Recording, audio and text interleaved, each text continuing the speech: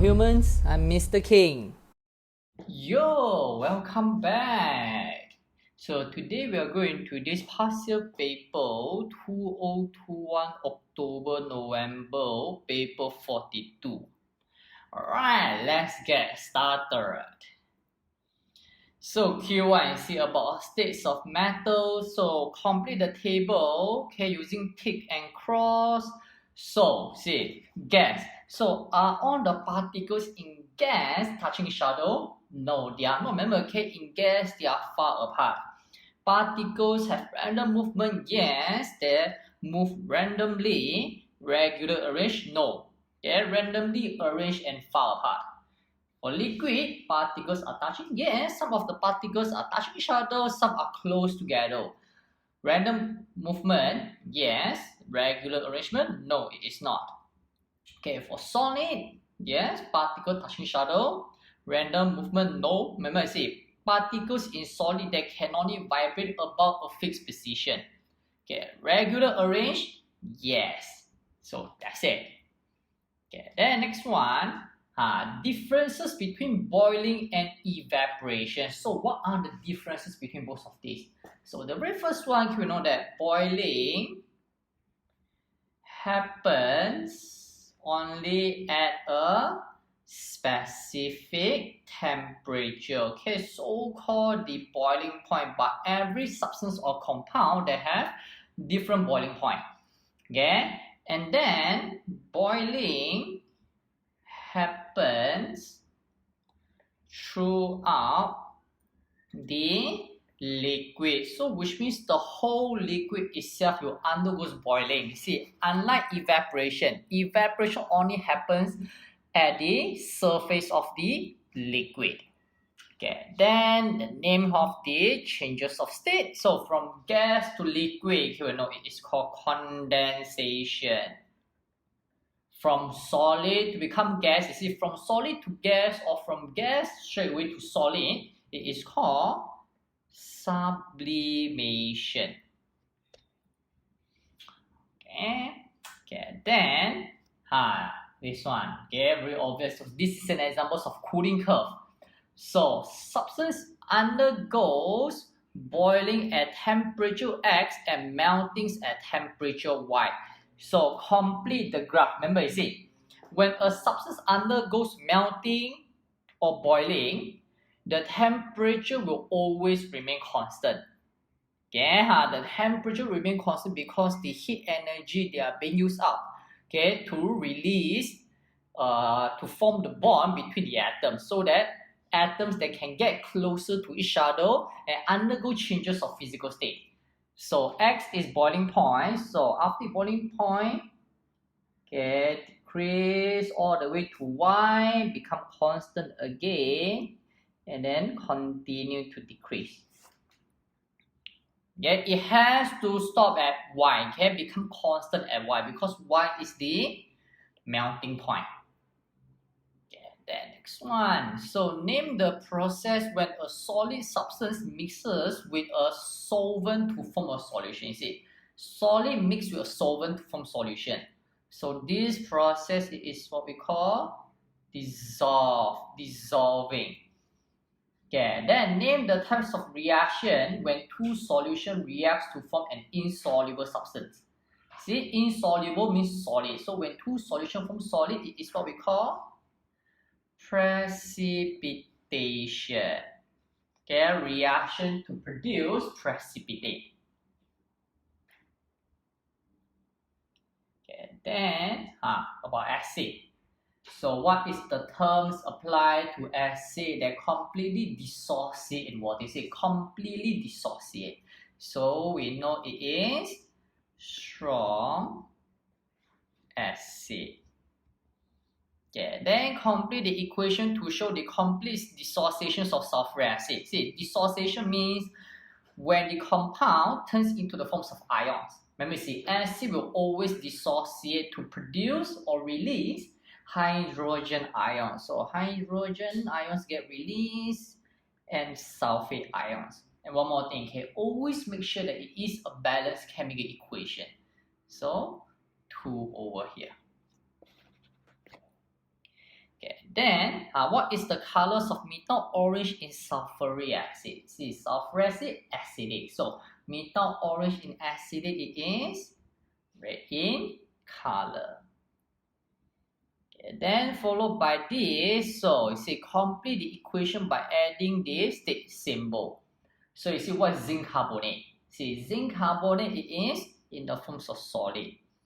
Okay, acid equals zinc nitrate. Remember, all nitrate salt are soluble salt, and somehow the reaction between metal carbonate and acid, okay, they will always produce soluble salt. So equals, and liquid, see, a pure liquid, so L. Okay, carbon dioxide gas. Okay, so that's it for this one. Next one, the calculation question. So see, given with this, you are asked to look for the mass of 1 mole of zinc carbonate. Remember, okay, mass of 1 mole, it is the same as the molar mass. So whenever you see questions asking you to look for the mass of 1 mole, okay, it is the same as the molar mass. Okay, so what is the atomic mass for zinc? So when you refer to a periodic table, the atomic mass for zinc is 65. Carbon is 12, oxygen 16, but there are 3. So which eventually, if you add up everything, you will get 125. Okay, 125 grams. Okay, mass of 1 mole. Okay, then what is the moles of zinc carbonate reacting? So what is the information you have about zinc carbonate? 2.5 grams of zinc carbonate. See, given with mass. So the formula to be used so it has to be in terms of mass. So which is N equals to M over MR. So equal 2.5 divided by the MR, 125. So eventually you will get 0.02 mole.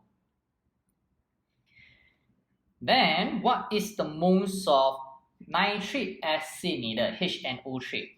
Okay, in this case, remember you see you need to compare the moles ratio. We can always obtain the moles of other substance in the same chemical equation by comparing with the moles ratio, okay, which is the number that we need, okay, to balance the chemical equation itself. So you see, now we have the moles of zinc carbonate. So what is the ratios between zinc carbonate and HNO3? See, given here 1 and 2. So given if the moles of zinc carbonate is 0.02 mole, so therefore what is the moles of nitric acid? So ratio 1 to 2, so it is 0.04 mole. So this is how you look for the moles of nitric acid. Okay, next one, concentration. See, concentrations of solution formula N equals to CV. So numbers of moles given here of nitric acid is 0.04. Concentration, no idea. So what's the volume? See, given here volume 20 cm3. Remember, the unit for the volume over here, it is always in dm3. So from cm3 to dm3, okay, so how to convert it? It can be done by dividing 1,000. So 20 cm3 divided by 1,000, you get 0.02 dm3. So press on calculator, eventually you get 2 mole per dm3. And you see the unit is always in dm3.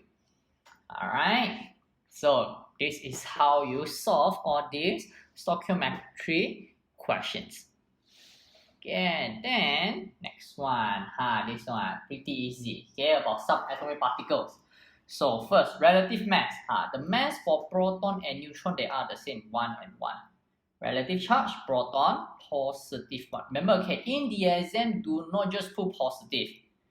Okay, you have to indicate whether it is positive 1, 2, 3, and so on. Because if you put only positive, okay, it can be positive 1, 2, 3, 4, or so on. Okay, you have to be very specific. Okay, the charge for one proton is just positive 1. Neutron, neutral. Electron, negative 1. Okay, then remember this state symbol. Okay, quick one. Remember you see number at the top left hand corner is stand for the mass number, okay? The mass number, okay, number at the bottom left hand corner is stand for the proton number. Okay, mass number, remember see mass number is also the sum of proton plus neutron. So proton number given here 16, neutron 32 minus 16, you get 16. So neutron, is there any charge? No, neutral. Let me see. All neutral atoms, so basically all atoms are neutral, okay? All atoms are neutral because they have the same numbers of protons and electrons. So they cancel the charge of one another. Okay, the next one, see given here proton 19, neutron 39 minus 19, you get 20. So what is the numbers of electrons? See given here K positive. You see positive 1.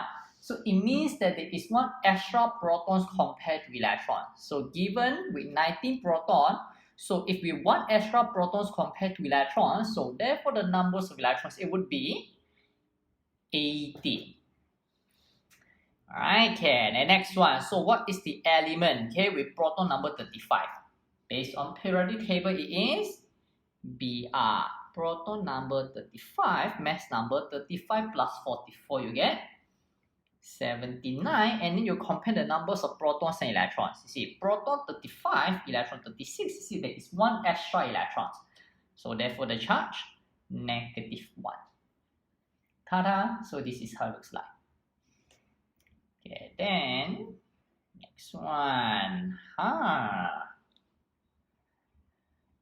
So given with this chemical reaction, yeah, and it is an exothermic reaction. So explain why the reaction is exothermic. Answer in terms of the energy changes of bond breaking and bond making. So you see, it is exothermic. So how to explain this? Remember, you see what is the equation, okay, to check on the chemical energetic of the reaction again. Remember, delta H equals energy absorbed to break the bond minus energy released to form the bond. So when delta H equals to positive, means it is endothermic. When the delta H equals to negative, means it is exothermic. So it's given here, this reaction is exothermic. So in what condition, okay, delta H is negative? Because we know that if it is exothermic, delta H it needs to be negative. So in what condition it will become negative? Okay, when the EF is greater than EB, isn't it? So you see from here, you know that in order for these reactions to be exothermic, EF it needs to be greater than EB. Okay, EF means the energy released to form the bond. Okay, so from here, you know that energy released during bond making is greater than the energy absorbed during bond breaking. That's it. Okay. Okay, then next one, energy diagram. So I see in your diagrams, you need to show the products of the reaction, arrow representing the energy change, label delta H, and arrow representing the activation energy. So you see, we know that this is an example of exothermic reaction. So which means the energy of the products, it has to be lower than the energy of the reactant. So eventually, it needs to look something like this. Yeah, label products, this is given here, it forms COCl2 gas. COCl2 gas, and then activation energy, which is the loop. Remember, so always start from the reactants, yeah? Okay, so this is activation energy. And then changes of energy, remember you see, exothermic, it decreases. So therefore, arrow it needs to be pointing downwards. Okay, and parallel with the energy of the products. Label delta H. So this is how it looks like. Alright, and this is how you get all 3 marks, full marks. Easy 3 marks. Okay, next one. So, what is the reason, okay, a catalyst is used? Okay, it is to speed up the rate of reaction. Catalyst. Okay, then next one. About equilibriums. So describe and explain the effects, okay, if any, on the positions of equilibriums when, see first one, when the pressure increases. So how pressure affects the positions again? Remember, increase in pressure will always favors the side with lesser mole. So what you have to do now is compare the numbers of moles on both left hand side, right hand side. See left hand side how many moles? 1, 1, total 2. Right hand side 1. So you see left hand side 2 mole, right hand side 1.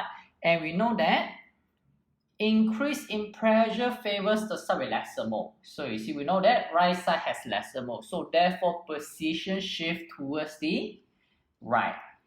So answer equilibriums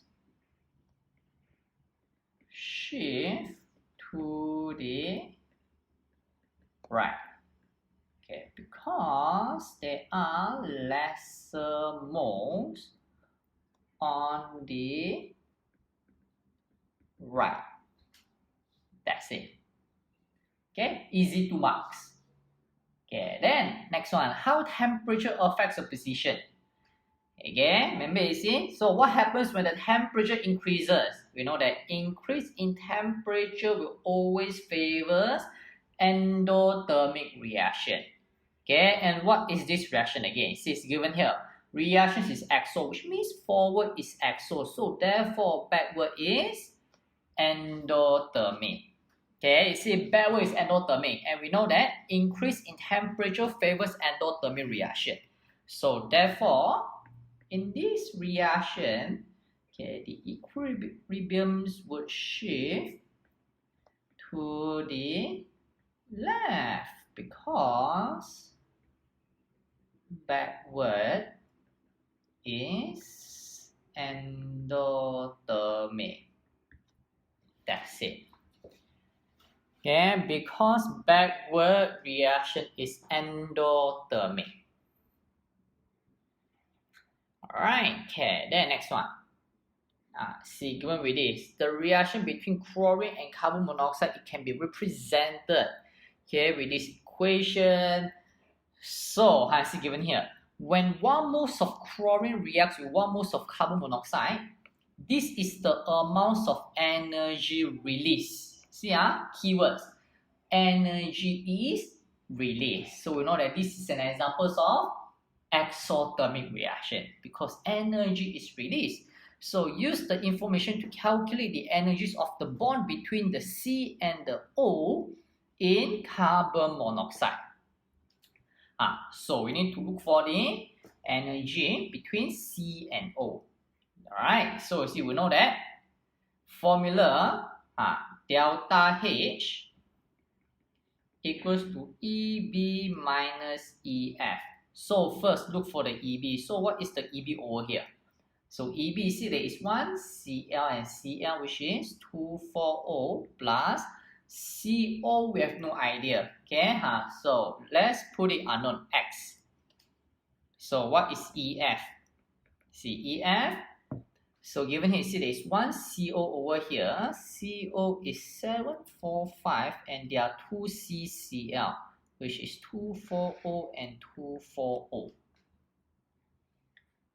Okay, so which eventually equals to 1,545.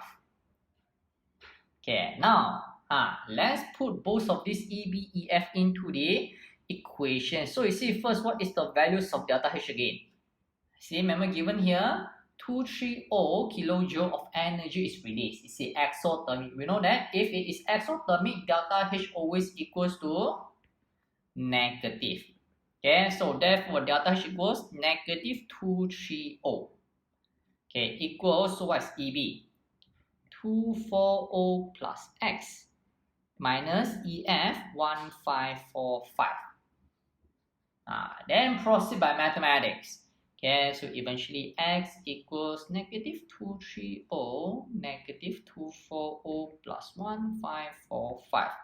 So press on calculator, eventually you get 1075 kilojoule per mole. So therefore, this is the answer, and this is how you look for the bond energy in the CO. That's it. Alright, see, it's not too hard. Okay, then next one, see, covalent bond. Okay, so you see, basic clue is really given here. See, remember, single line means they share one pair of electrons, double line means they share two pairs of electrons. Okay, dot and cross diagrams. So oxygen share two. See, remember, oxygen, it has 6 valence, so you share two, 4 more outside.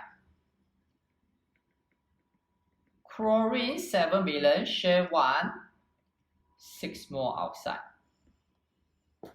Share 1, 6 more outside. Carbon eventually share 1, 2, 3, 4. That's it. So this is how it looks like for the drawing. Okay. Yeah. Then next one, transition elements. So iron and potassium, they have the same types of bonding, name and describe.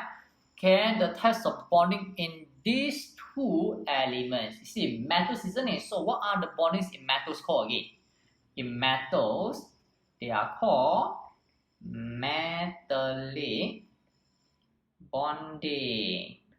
Okay, and define the term metallic bonding. Okay, it is regular arrangement of positive ions and sea of electrons, and there is this force of attraction or so-called metallic bonding between positive ions and electrons. That's it. So this is how you define the term metallic bonding. So next one, comparison between transition elements in group 1. Okay, I see, going with some examples of physical properties. So name the term that is used to describe the ability of elements to be hammered into a shape. Okay, it is what we call marbles. Okay, and what happens to the particles, okay, when it get hammered? Alright, so answer, particles would slide past each other. Remember, okay, in pure metals, atoms or particles, they are arranged in layers. So the layers of particles, they will slide through each other. Okay, then suggest why copper rather than other transition elements is used for wires which conducts electricity. Okay, because copper, it is also unreactive. Remember, you see, if you refer to the reactivity series, copper is one of the most unreactive metals. Okay. Then next one, describe how two other physical properties of transition elements are different from those of group 1. See, other than transition elements being harder and stronger, what else? Transition elements, they also have higher density. What else? Transition elements, they have higher melting and boiling points. That's it. Okay. Okay, the next one. I see. Comparison in terms of their reactivity. So add the flame test color and also predict the reactions. Okay. See, sodium. See, flame test sodium, yellow in color. Potassium, lilac. Okay, see group 1. See, based on the example given to you, we know that from top towards the bottom, it gets more reactive. Okay, so potassium very strongly at first, then rubidium it should be super strongly. And as long as you can show the difference in terms of the observation. Okay, and one more thing, you see, on the group 1 they form colorless solution. You can remember this because all non-transition elements therefore colorless solution. Okay, only transition elements can form color compound. So reaction with oxygen, okay, very quickly.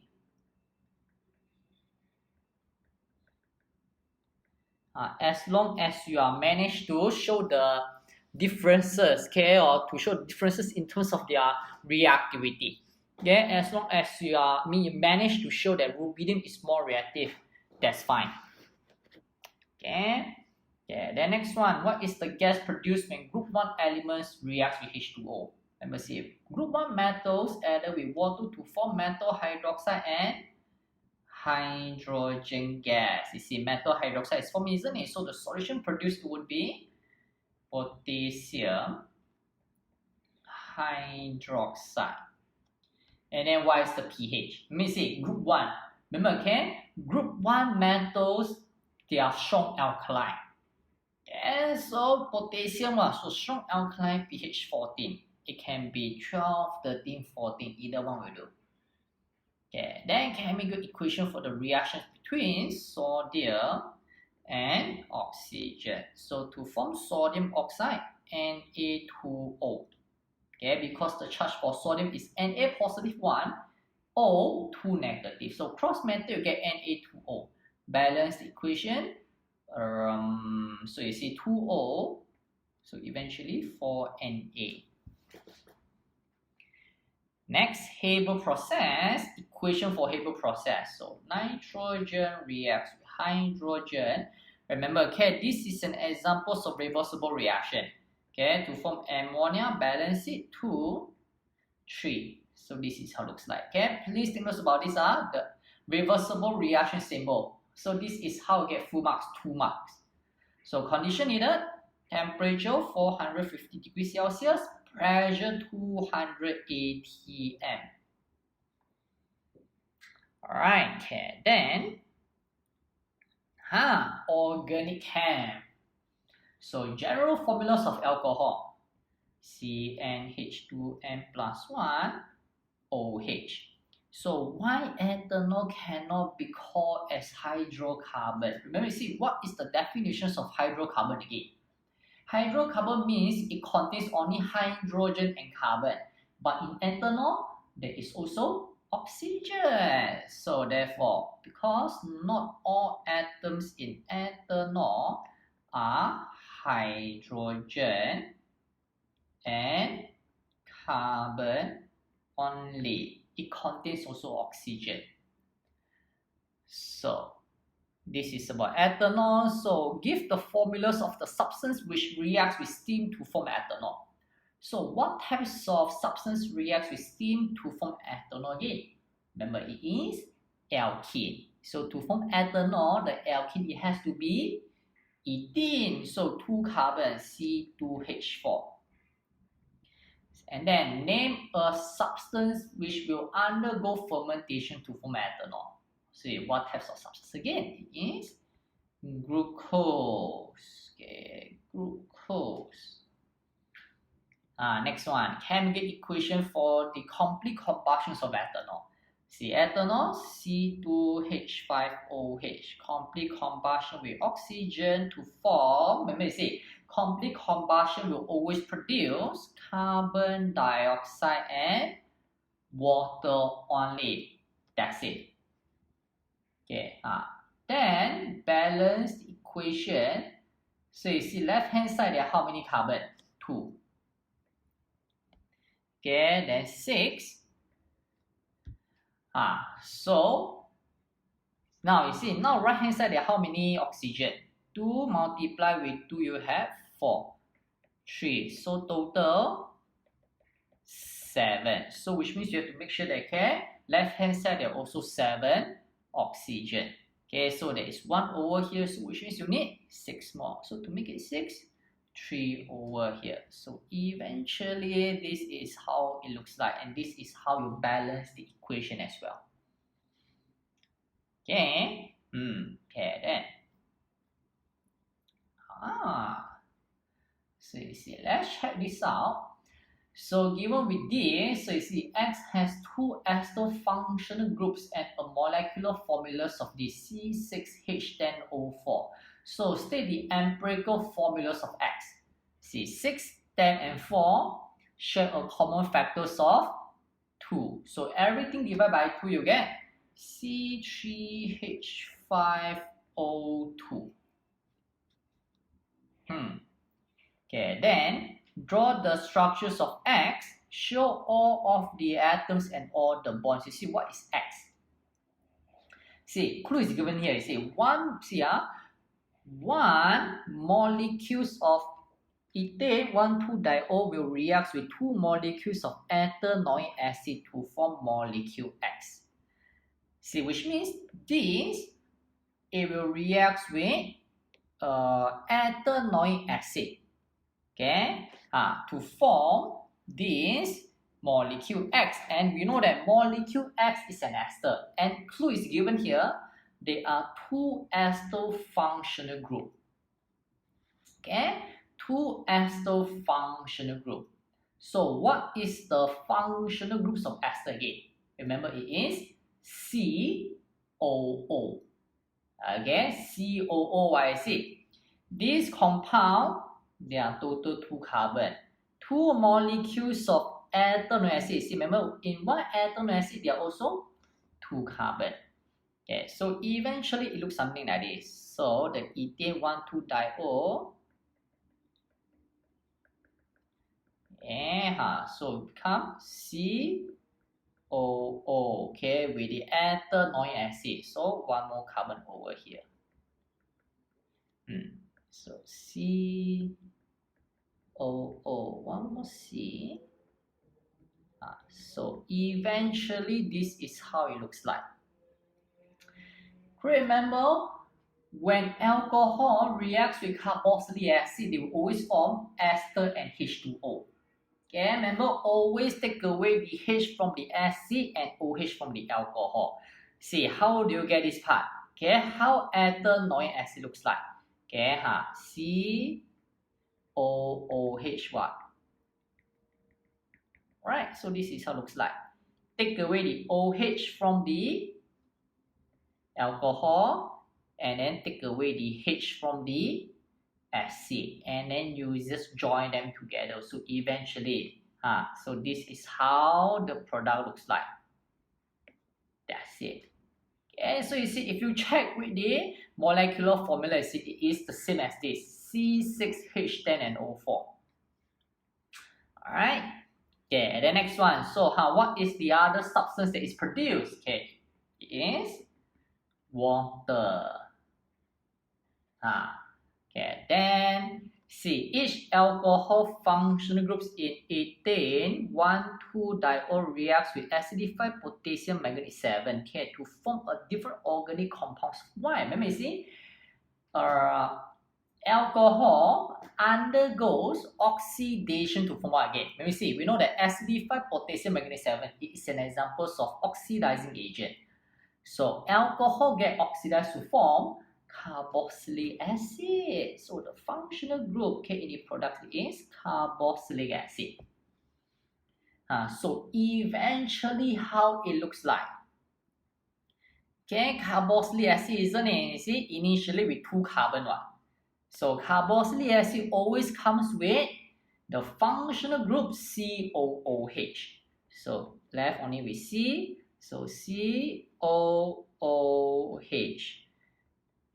Okay, so eventually it looks something like this. Okay, always remember, one carbon, it is always surrounded with 4 single bond. That's it. Okay, you see, if there are 2 carbon and with COOH, so this is how it's supposed to look like. Alright, so this is how the compound Y looks like. That's it. Yeah, so if there's any questions, you guys can always drop your questions in the comment.